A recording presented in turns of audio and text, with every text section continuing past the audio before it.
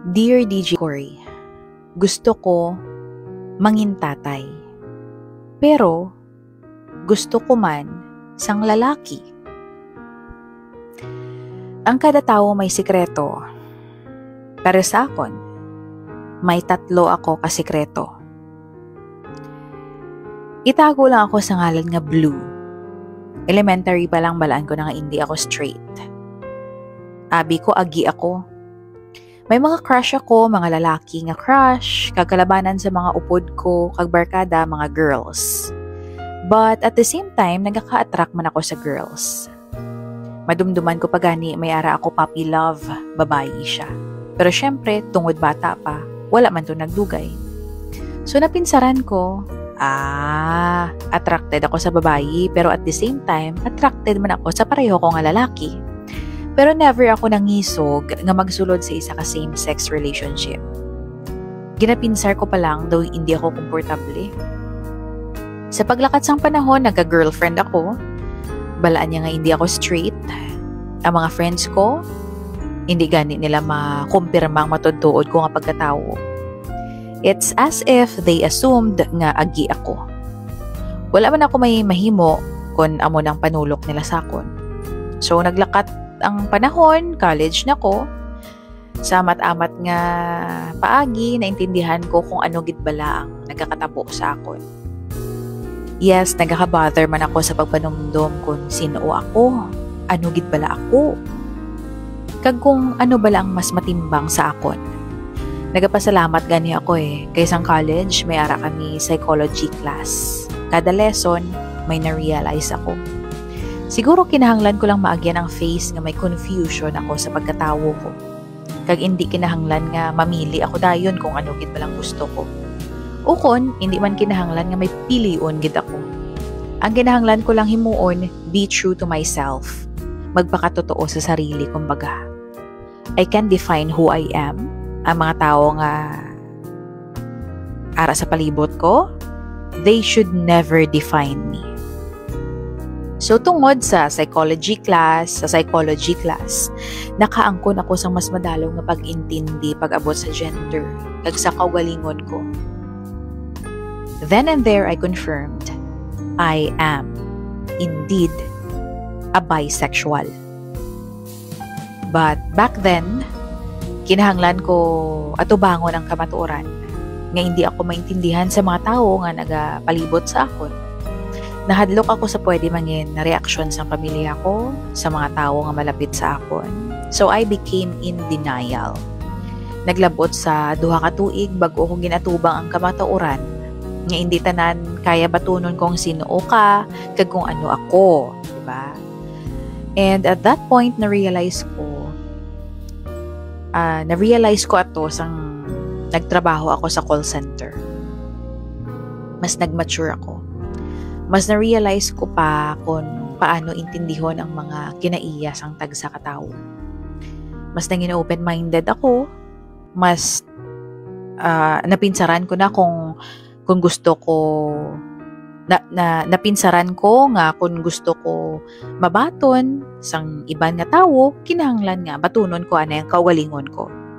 Madama ako sa natunaan sa psychology class ko, pero akoon manaton kag sa hindi nga kung kaisa maayo lang ta sa hambal pero kulang sa hinimuan. Hapos sa aton maghambal nga oo may atun-an kita, may na-realize, pero ang panindugan, that's the hard part. Isa siya ka malawig na proseso. Ang pag-reveal sa mga friends ko about sa sexuality ko, hindi nangin mahapos. Pero ginhimo ko sa gihapon, one at a time. By that time, wala ako sang girlfriend, pero damo ako friends. So one day, nag-come out ako sa friend ko regarding sa matutuod ko nga pagkatawo. Itago naton siya sa ngalan nga Kiss. Siya ang una nga nakabalo about my sexuality. Telling her everything was life-changing. It's as if ginhiluway ko ang self ko sa pagkapreso. Pero hindi man gihapon ako makahalin sa mismo nga presohan. Amo ng feeling. So, sang Nagmagaan ang balatsyagon ko sa pag-confess ko sa friend ko nga ato, nag-decide na lang ako nga i-reveal man ang sexuality ko sa college friends ko. I assumed nga tanan sila, maintindihan ako. And I was right naman. Ang mga high school classmates ko naman, wala man sila nag-bother nga mag-ask eh. So, I didn't mind them. Sa pagkakilala ko sa ila, conservative sila, blinded by society standards. And they think nga ang pagiging bisexual abnormal and immoral. Siguro, malaba-laba pang eksplanasyon. Malaba-laba pa nga eksplanasyon ang dapat ko himuon para maglain ang ilang perspective. Or basi hindi na ginaya mabali. Anyway, at least nahambal ko sa mga trusted friends ko ang gusto ko ipabutsyag. So, nabaton kong kaugalingon ko, nabaton ako sa college friends ko, but still, I am not comfortable being in a same-sex relationship. Don't get me wrong, I have nothing against same-sex relationships. Hindi lang gid kuya komportable or let's say, hindi ko lang siguro bet. Bisan pa attracted ako sa both sexes, mas komportable ako nga magka-girlfriend. Ayun. Yes, DJ Cory, gusto ko mangin amay, mangin tatay. Pero gusto ko man sang lalaki. Ambot gani I still dream to have my own family. Gusto ko magkaasawa, gusto ko magkaanak. Kaysa pinsar ko, kung hindi ako magkaanak, it will defeat the purpose of reproduction. It will defeat the purpose of my reproductive organs. Gani mas gusto ko ang heterosexual relationship. Although I know, mas mangin malipayon ako if I end up with a guy. Pero balaan ko nga mas mangin secured ako kung makapangasawa ako kag magkapamilya. So, amo nang rason